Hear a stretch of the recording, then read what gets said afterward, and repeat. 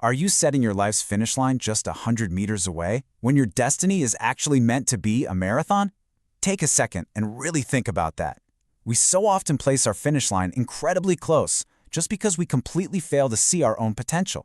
We aim for, a decent job or just a decent life, never really grasping that we're capable of so much more. Henry Ford actually hit the nail on the head with this famous quote. It perfectly captures the core truth we're exploring today, which is that your mindset literally dictates your reality. Listen, if you put a bargain bin price tag on yourself, you absolutely cannot expect the rest of the world to value you any higher. We have to transition from this victim mentality where circumstances just happen to you to a totally empowered one where you dictate your own future. So, welcome to The Explainer. Let's just dive right into this. Today, we're breaking down the incredible psychological frameworks of David Schwartz from his legendary work, The Magic of Thinking Big. And we're going to pair that with some really powerful transformational parables. If you've ever felt stuck, or maybe felt like your pockets are empty but your mind is just buzzing with big questions, well, you are exactly where you need to be. Here's our quick roadmap for today. We're going to cover the disease of excusitis, the law of exchange, building your own door, how action cures fear, the confidence memory bank, and finally, the power of thinking big. We're going from uncomfortable self-reflection all the way to boots-on-the-ground execution.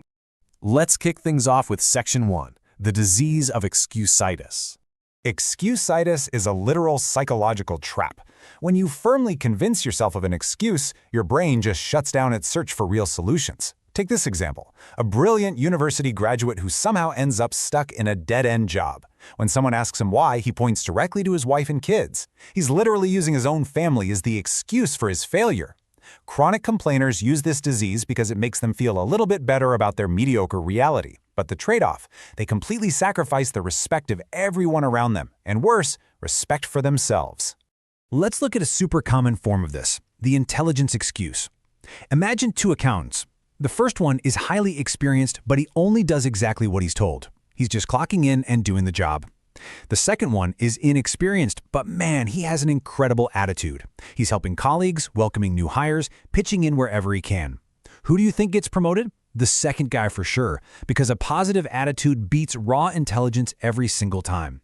There's a great quote from a highly successful man with one arm who said that the right attitude and one arm will beat the wrong attitude and two arms any day of the week.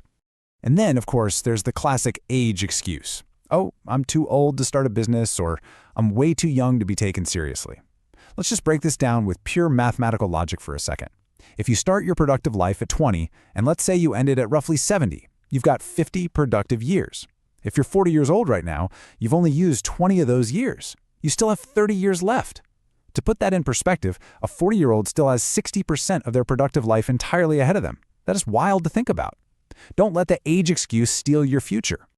That brings us right into Section 2, the law of exchange. Picture this. You've got a busy railway station, and there's a beggar who survives day in and day out by asking passengers for spare change. One afternoon, he spots a wealthy, confident businessman. He stretches out his hand, fully expecting a generous donation. But instead of handing over cash, the businessman stops, looks him right in the eye, and asks this incredibly piercing question. Do you always just take from others? Have you ever given anything to anyone?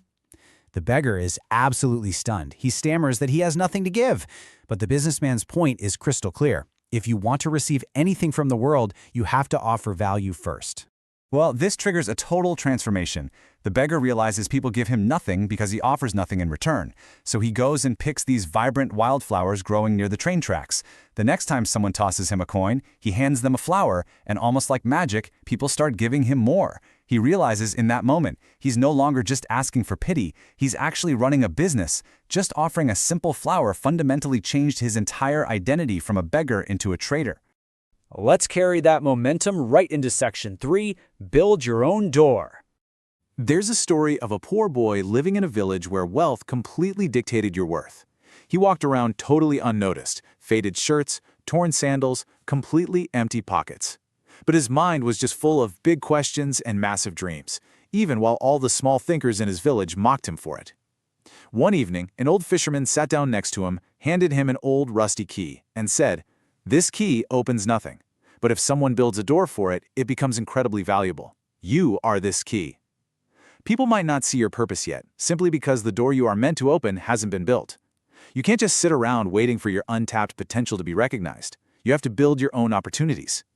And a huge part of building that door means fiercely protecting your vision.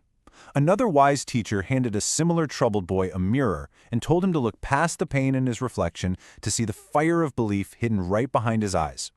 You see, people are going to try to throw dust on your mirror. They will doubt you, they will mock you, but you've got to actively keep your mirror clean from the dust of small thinkers. Protect that inner fire and let your actions wipe away their doubt every single day.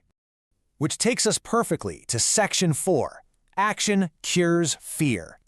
Fear is a massive psychological roadblock, and hesitation is literally fertilizer for anxiety. Seriously, the longer you wait to do the thing you're afraid of, the bigger and scarier that fear grows. So try this intensely practical exercise to just kill it on the spot.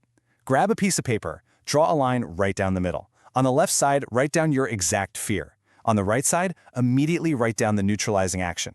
There was actually a sales manager terrified of losing his job because his numbers were tanking. Instead of totally freezing up, he wrote down actions. 1. Specific ways to increase his sales today. And 2. Start looking for backup jobs just in case.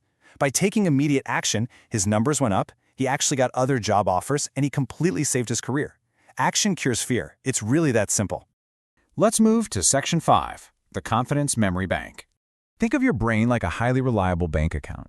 Every single day you are making deposits. When you face a tough challenge, your brain acts like a bank teller, bringing up past memories to show you how you should react. Successful people are consciously depositing positive thoughts, so they only withdraw reassurance and success. But if you act poorly, like say lying to close a deal, you deposit what the author calls the cancer of guilt. Guilt is a massive negative withdrawal that will completely bankrupt your self-confidence.